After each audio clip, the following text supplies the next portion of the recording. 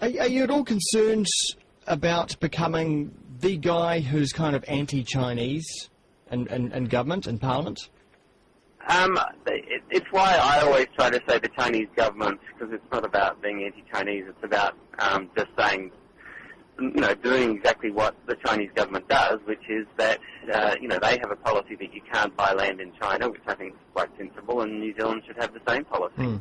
Why would you let all of the land in New Zealand fall into ownership, which is, and so they wanted to figure out, okay, what's going on here with these mustaches, and so they put them in tanks with female fish, and they showed these female fish videos of male mollies with these mustaches and without, and they figured out at the end of all this that these female fish sort of really dig the mustache.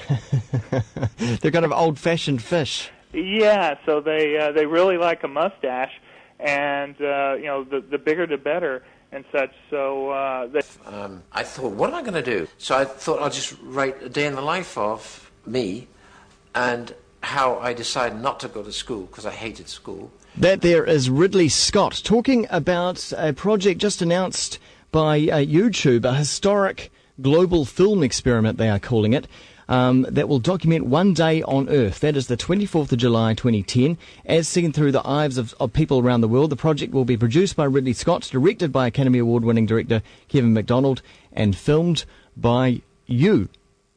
This sounds very, very extraordinary. Well, to talk with us about it is Sarah Pollock, who is the entertainment marketing manager for YouTube, based in California.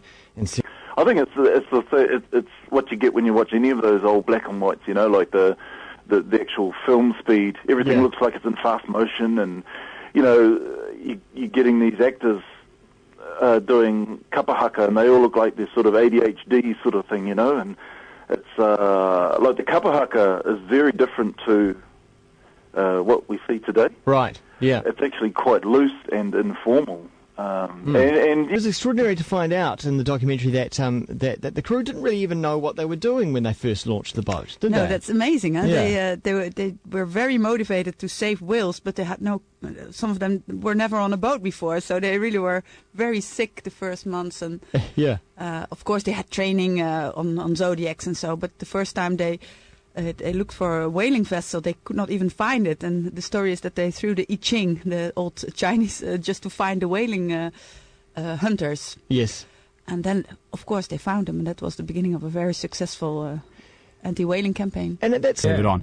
But you can also set it to only activate when you're in a certain location. So I've got it set to within a 1 kilometre radius of my house.